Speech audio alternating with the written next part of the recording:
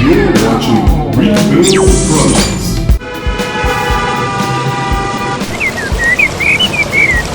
Last episode, we tested the old batteries to see if we could reuse them. We modified the trailer frame to go with the new design and painted it all with 3 coats of rust paint. We finished off by building a very sturdy platform for all of our work this episode to sit on. And welcome back, everybody. Thanks for joining me. So this week, we're going to think outside of the box a bit and use some job boxes as the base for basically this whole build. Now, the position and the alignment of these boxes with the subframe and the platform is what's going to really make this successful or not. And as I'm connecting them, I'm checking the spacing to make sure that the doors don't rub at all, and then going back and adjusting it accordingly. For boxes that weren't meant to be put together, I think the fit is okay. These job boxes come with 3-inch welded feet on the bottom. You know, they're mostly useful except for this one, but I got a bit lazy and just decided it was too much of a hassle to take them off. Before I could bolt them down to the platform, I needed to check the spacing. The way these job boxes are hinged, I needed to bring them out about 3 inches. And I used a different combination of hardware to fasten everything together. 2.5-inch bolts and washers to secure everything to the platform.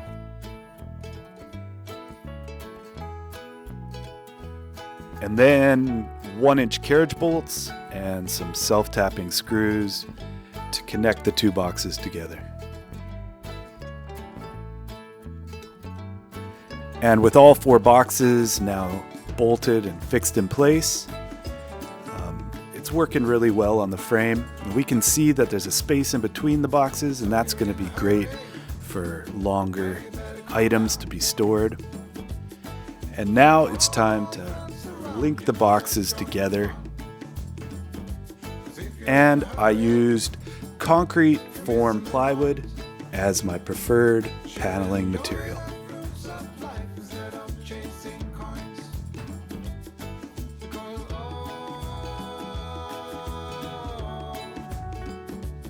I use a ton of construction adhesive. It's going to help with vibration and generally just keep everything bonded really well. And then I use self-tapping screws in strategic places, really connect everything together. I had totally forgotten about the leveling jacks and how much clearance the handles needed. So here I'm just modifying each corner to make it work. In between the front 2 smaller job boxes, I cut a shelf, and it's supported by those job box feet. And it's bigger on each side for a bigger storage space. Then it's just more construction adhesive, more self-tapping screws. I repeat the steps. I put on the front panel.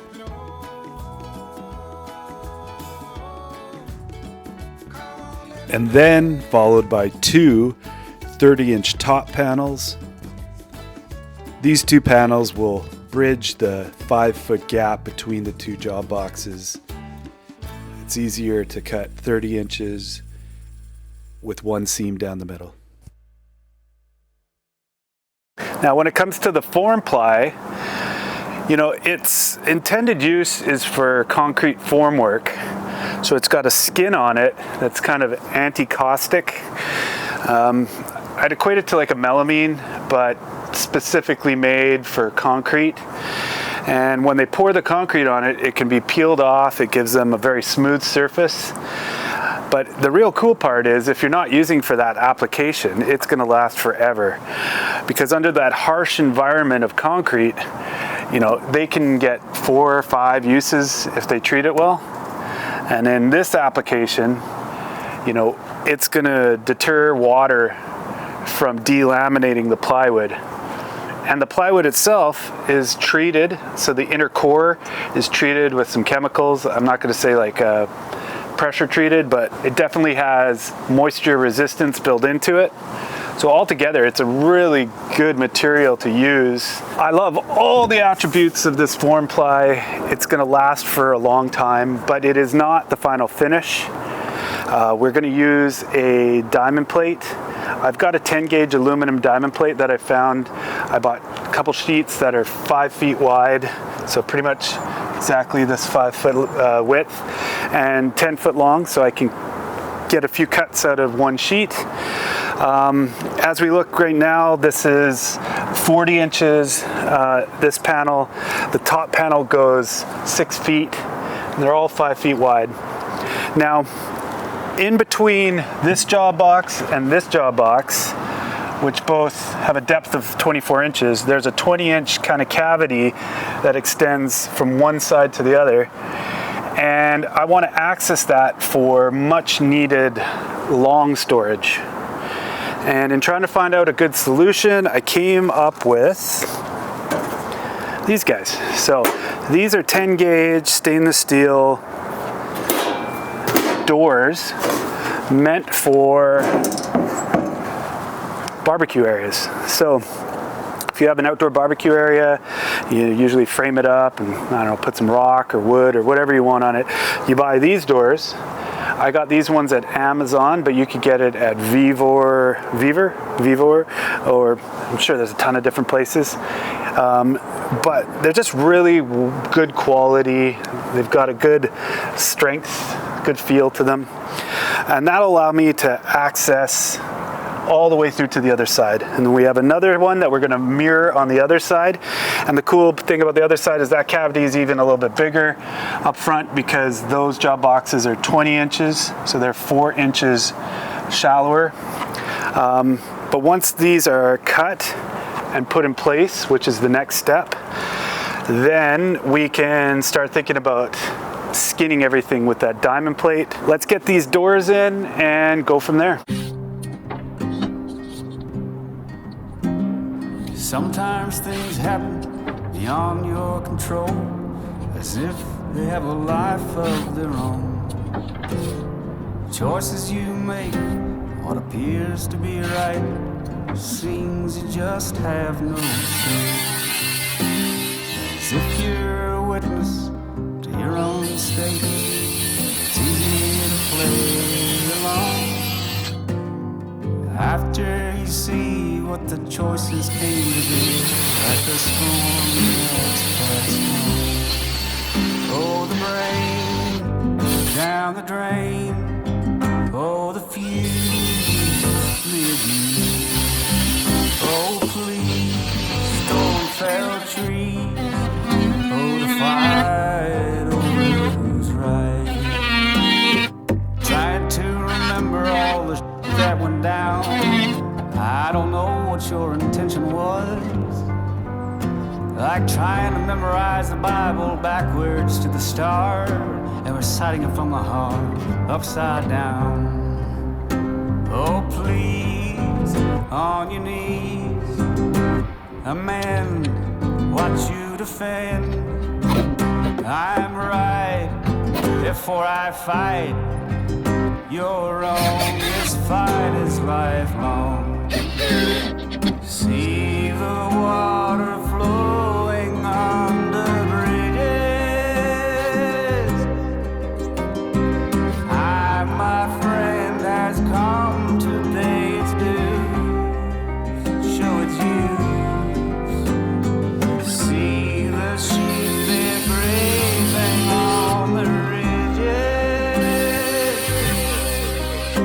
our friend the wolf has come, showing you the beginning needs an end.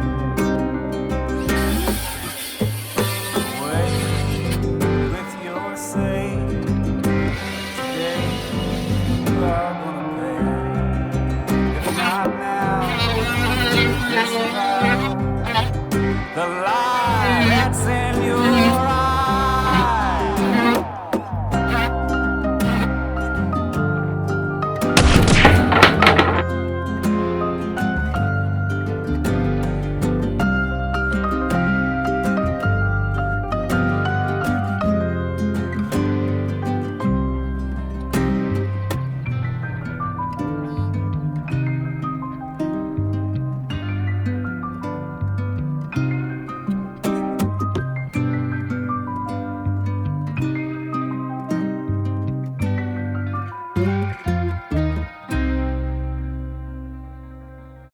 Now, when applying the diamond plate, there's a few things we have to take into consideration. I'm putting the door on first, and then we're gonna measure 1/2 inch around the door and cut that into the diamond plate, because I figure it's much easier to Sikaflex a nice bead around here and set the diamond plate on top, and then you kind of will have a nice cascading effect, rather than cutting the diamond plate and then putting this on. You have more lip for, you know, water to possibly get in one day. So once the diamond plate is on, we can give everything a coat of black self-etching primer. I want to unify the whole thing by painting it one color, so that is going to be rust paint black. I'm going to go probably with a, I don't know if I'm going to do a matte or a semi-gloss yet. I may have semi in there, so probably try to reuse what I have.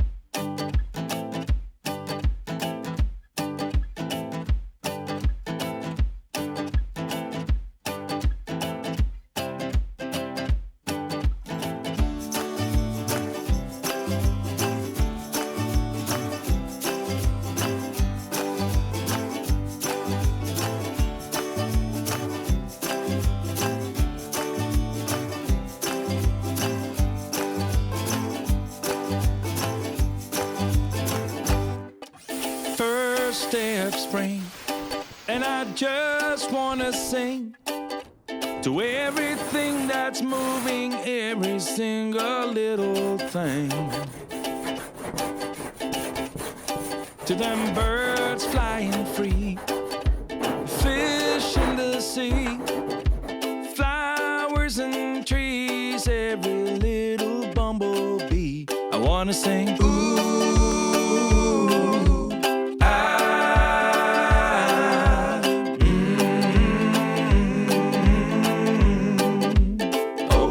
to the kids playing hoops, going loop-de-loop, their rainbow-colored bouncy balls and their ice cream scoops.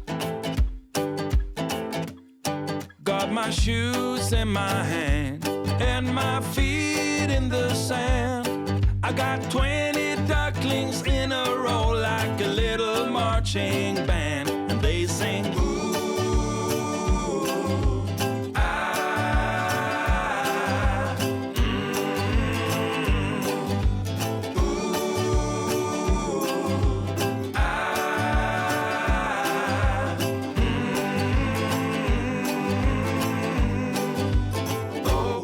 To the couples in love and the seagulls above and any other living thing or creature I can think of, I wanna sing, I wanna sing, just wanna sing,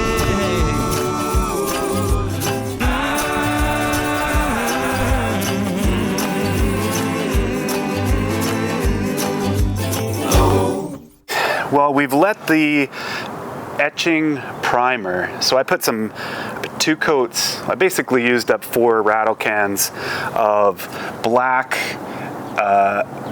etching primer on all the metal surfaces. So that's the diamond plate and the stainless steel, at least the outside. I did it to the back panel, the top, and the front panel.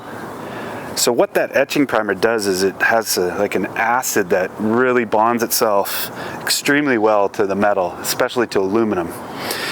Without it, it might want to peel off. So we got, let's just say 2 coats, but 4 rattle cans done.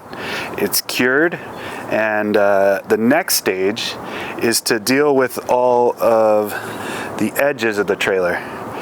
I could leave it because I've pretty much caulked and construction adhesive everything together, and the joints are really tight. However, I came across this product. It's like a rubber edging by 3M, and the neat part of it is not only does it have a good profile, which is 1 inch by 1 inch, but it comes with these pre-done corners.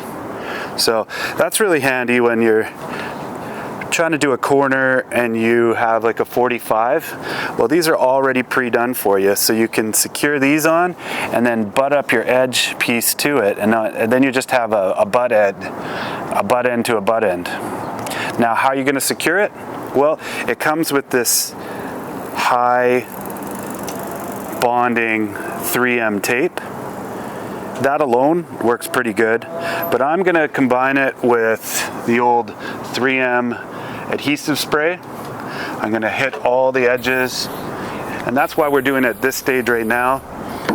Once the adhesive spray is dried to a tack, then we can use the bonding tape, really secure that on. When we have a good bond, when I know it's not going to come off, I'm going to back it up with some black caulking. So this is a flexible outdoor caulking, and we'll hit all the seams and then rub those off. Once that has set and dried, then I could come back and I'm going to use a rattle can of, it's like an undercarriage paint, like for your rocker panels. It's not quite a bed liner, but it's just a little more durable than regular paint. I'm going to hit up all the edges. I don't care if there's overspray onto this, because then after that paint has dried, we're going to use up all my 1/4 and 1/2 cans of black rust paint. And I've got so many gallons of it that are 1/2, 1/4 filled. Here's 4 of them, but I got 2 more, so I got 6 of them. And when it comes to paint in general, if you don't use it, you kind of lose it. It'll skin over or it'll clump. I'm gonna have to strain all this through a strainer to make sure I don't get any clumps, but we're gonna use up the rest of my rust paint.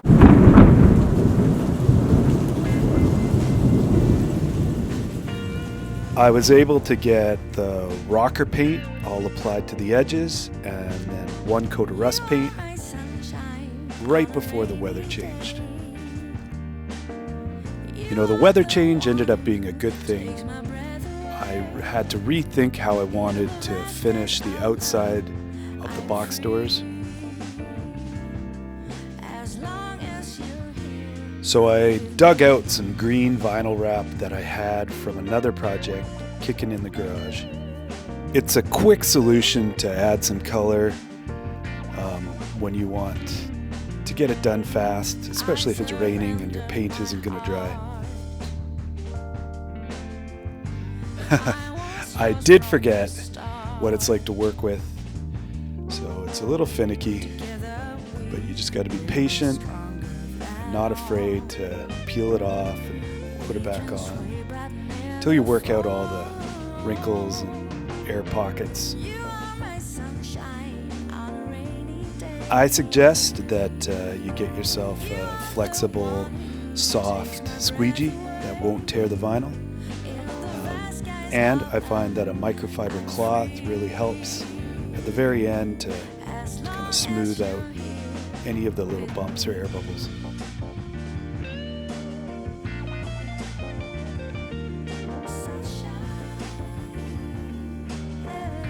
And the day before, I'd gone online, picked up some $20 decals. It's amazing how you can get them there in one day.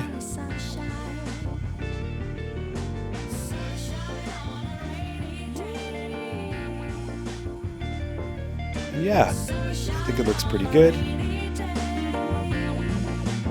Because nothing says classy like a mountain range decal. Well, the weather has turned. It's pretty rainy here, but I got the pop-up tent, the janky pop-up tent, the one I haven't used in a year. It's all kind of bent and whatnot, but it's working. Yesterday was a really good day. We got the vinyl wrap that I had left over from the other job, the green, and then I was able to apply the decals, which I got off of Amazon, and those are mirror image on both sides.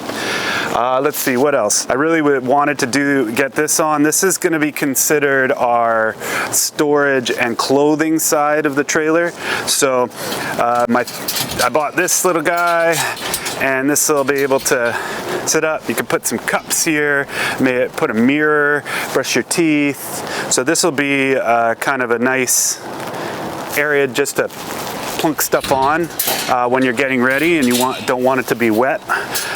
Get it off the ground. So that's that. Overall, today we're going to focus on electrical and wiring. So I have some LED lights, stop, signal, marker lights. This is going on the back, 2 of them. And as well, we've got an LED light bar that I'm going to put on the top here. I also have some side marker lights. I'm not going to put them on because we still have to do the skirt to cover up this area on both sides, but we're going to run the wire for that. Already this morning, I had pulled out the 4 wire that was running in this tube, and I just ran some new 7 wire. It's really nice because the 3x3 tube is easy to pass through, but the 4 wire is not compatible with my new LED lights that have the 7 wires on it. So I think we're sitting okay, minus the weather, but it's good because, we got forest fires here, and yeah, this weather is really, really welcome. I'm gonna plug along. Oh, and coming up, I have been searching Marketplace for a rooftop tent. I think I found one. So I'm gonna run out and go look at it this evening, and if all goes well, we'll be able to throw a rooftop tent here tomorrow. In general, I'm feeling good about where we're at, and just gotta keep plugging along. Come back next episode where we build a rack for the new rooftop tent, install the epic tent, build the side skirts, install a bunch of goodies, and even MacGyver a sliding table, and finish off with the cabinetry. See you next time! Oh, wow, wow, wow, wow, wow, wow.